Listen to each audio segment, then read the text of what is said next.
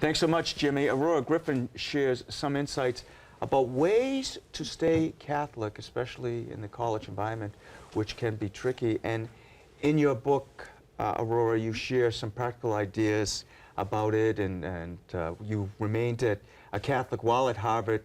What advice do you give to parents and students? And I'm going to listen very, very carefully to this now, because I'm about to experience all of this.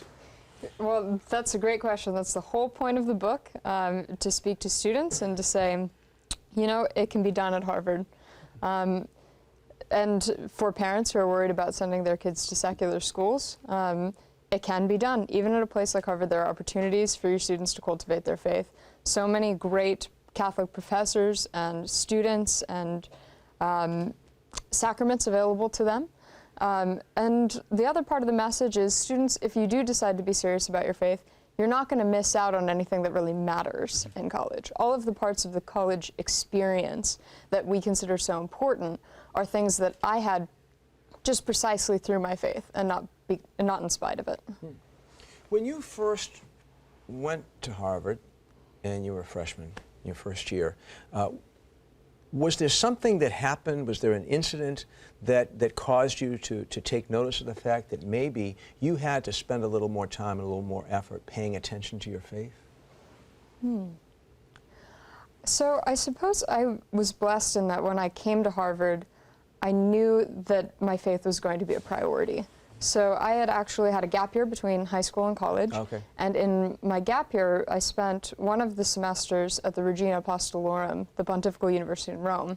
And from the seminarians there, I learned how to spend time in prayer in addition to study.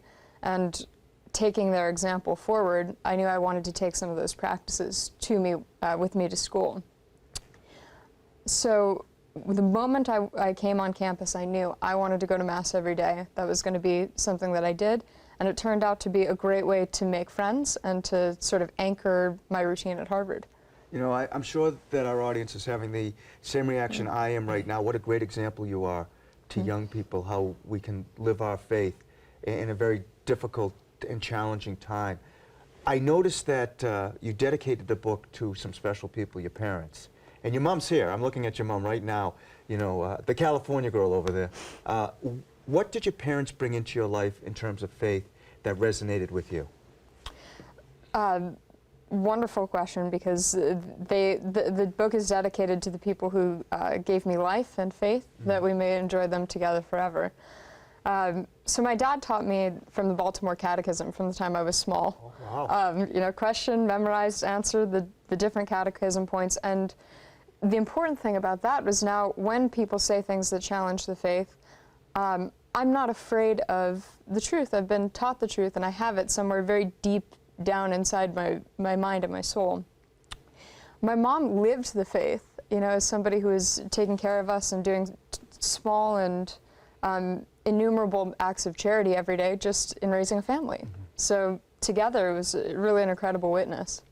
Now, during your tenure as the president of the Harvard Catholic Student Association, there was a tremendous moment of faith in Harvard Square in Cambridge, and we remember that. Our viewers remember going through it with us. There was a satanic black mass. What did you learn from that experience and the Catholic response to it? Well, responding to the challenge of the Satanists turned into a defining moment of my Catholic career at Harvard, because it was our final week of finals, and we were all busy studying, and the threat came up, and rumors spread that this was going to happen, and in fact that the Satanists had planned to steal a Eucharist from the local church. So it became a decision moment for me. What is more important here? Is it my faith? Is it the Eucharist? Is it the thing I say is the most precious thing in the world? Or is it my studies, which is are also very important to me? So in the end, I decided to try to pursue this Black Mass thing and leave the rest in God's hands, and He certainly took care of me at every step. But another thing that I learned from that experience was that sometimes the greatest threats or insults to our religion end up being the best triumphs. You know, this was a small group of ragtag people that wanted to do something sort of edgy. A lot of them didn't really understand what they were doing. And the result was thousands of faithful Catholics processing through the streets, publicly witnessing to their faith and adoring the Eucharist. So you just never know. It's exactly the same story with the cross. Yeah. Something seems to be happening that's so tragic and small, but the good, it echoes, throughout the world. And we're running out of time, Aurora, but what's been the reaction to the book?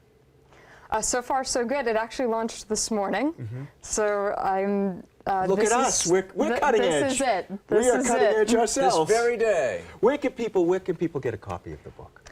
So I encourage any young listeners, especially, to come and try to follow on Twitter and Instagram, and to buy the book at Ignatius or at Amazon. You have to sign this for Amelia Fadden, too. Oh, absolutely. And here's the other thing. One other Happily. thing. So you were at Harvard, and this is your first visit to Catholic TV?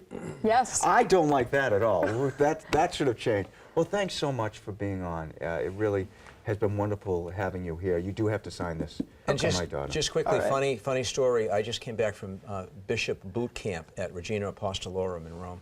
So, Excellent. So we've been to the same place and enjoyed their hospitality. So. Well, thank you so much for having me. It's been great.